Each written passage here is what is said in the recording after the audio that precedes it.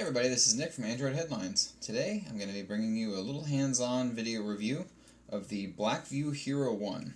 Now, as you can see from the box, the Hero 1 probably reminds you a lot of a GoPro, and not just in name, but in looks too. It's pretty similar looking, it's got a similar looking case, it has a ton of accessories with it, an absolute ton. So this thing is about 130 bucks. That's compared to the Xiaomi Yi camera, which is about 80 or so. But the difference is not just in the build quality, but also in the number of accessories you get here. With the Yi camera, you only get a little selfie stick and a few other things in the box, whereas this comes with a ton of different things. So you get your waterproof camera, your helmet mount, your bike mount, all kinds of other accessories. It comes with straps, all kinds of crazy things. The only thing it does not come with is that selfie camera that you'll find on the Yi camera. I thought that was a little interesting, but you can only fit so much in a box this size, so I guess as far as value goes, definitely has the upper hand, even though it's more expensive. The specs on this thing, we're going to go over. It's powered by the same Ambarella processor that you're going to find on the GoPros, the Xiaomi Yi, a couple of other cameras out there as well. It's got the Sony IMX206 sensor, so this is a nice, newer generation Sony sensor on there. That's a 16 megapixel sensor for picture taking. And it does up to 2K video, so that's 2304 by 1296. 2K video is going to be at 30 frames a second max, whereas 1080p video is going to be at 60 frames a second max, and you can obviously dial down the resolution as well with 30 or 60 frames a second.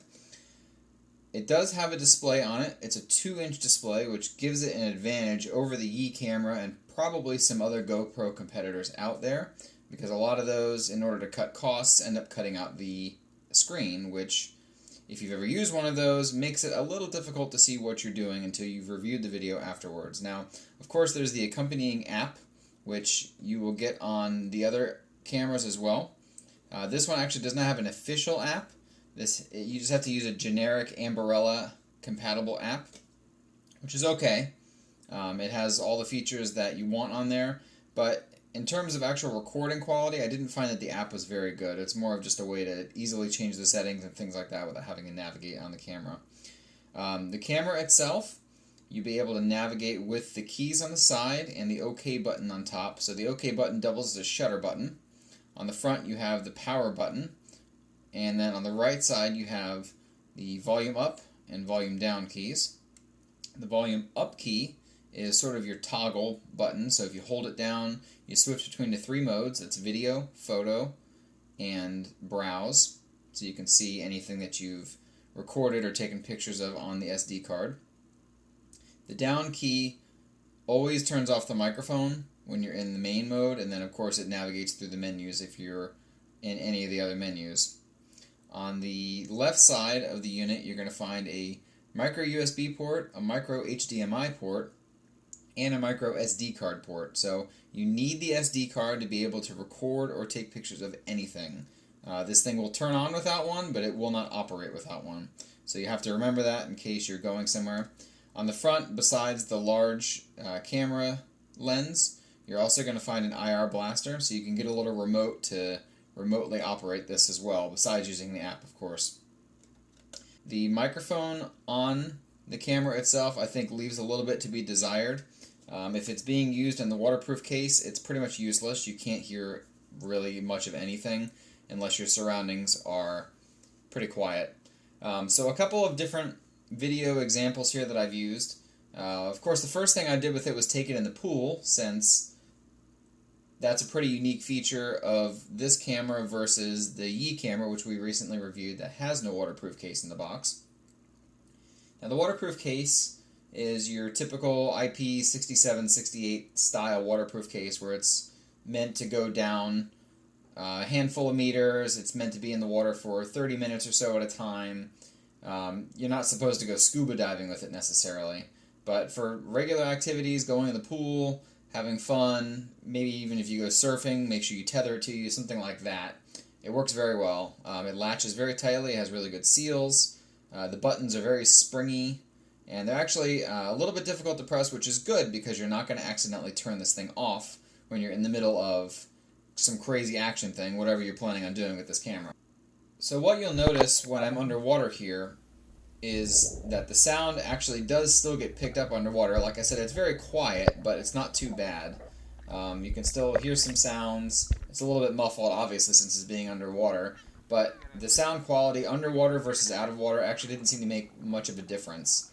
The case itself is designed pretty well, so when you pull it out of water, sometimes if you have a camera that's waterproof, you'll notice that if you're holding it down, the water will drip off of it. This seems to drip in a way that doesn't make it so obvious that you have a camera in a waterproof case. I gave it to my 1-year-old son, and of course, what do 1.5-year-olds like to do? They like to throw things. So one of the first things he did with it was throw it across the pool. Now, being one, he didn't throw it that far, but I was trying to test it for some kind of durability, see if just getting splashed or anything like that will open up the case. And I found that even when being tossed on the concrete by him, it did not open up, or a crack for that matter. So it's a pretty durable case. I don't know how many drops like that it would survive, but hopefully you're not throwing it in the concrete too often. I noticed that as long as you are holding it with your hand, the video quality is really great. It doesn't have optical image stabilization, so in this scenario you wouldn't need it because you're not necessarily shaking it all around and doing all sorts of crazy things with it. But when I took it on a bike ride using the included bike mount, even though there's a rubber piece that sits in there in the mount to help it from jittering so much, it's still very, very jittery video. You can see that the sensor is a high quality sensor because it doesn't shimmy and shake as a lower quality sensor would. You might have noticed this on some phones if you're taking video. It looks almost like the video is warping. You don't have that effect here. It's definitely a better lens and a better sensor than most phones would have. However, not having optical image stabilization makes it a little difficult to use in a situation like this just because the video is so jittery. Now, of course, you might be able to put it in a software application and have it do some kind of software stabilization to make it better, but out of the box, expect that in super bumpy roads, or if you're going off-road with it or something like that, it's not going to be ultra stable video. The quality of the video is fantastic in basically any lighting condition. I found almost no problems with it at all. Even in lower light, it performed really well. Picture taking was not as great. Not that the quality was poor, but the lens is not really meant for taking pictures of anything other than maybe wide range of things. So you're not going to go up to a flower and take a picture of it. But maybe if you're at a concert, or maybe if you're at the Grand Canyon or something like that, you're going to take a picture and it's going to be able to capture quite a bit because this is a 170 degree wide angle lens. So you're talking about quite a wide field of view. What I really liked about this lens over the Xiaomi Yi camera was that on the Yi, especially on the ends of the picture, so either on the left or the right side in particular, you would get a lot of warping, whereas with the Blackview, I didn't find that to be the case. So it seems like it's either a higher quality lens or Blackview just designed it better. In general, I much, much, much preferred the video of this over the Yi. And of course, being $130, we're talking almost twice the price, maybe like 60% or so more. But with the given accessories, with everything that's in the box here, I would definitely recommend this over the Yi. If you're looking to save a little money, the Yi might be fine, but it's worth noting that I think the extra value really holds up here. So, thanks for watching. I hope you enjoyed the video. See you next time.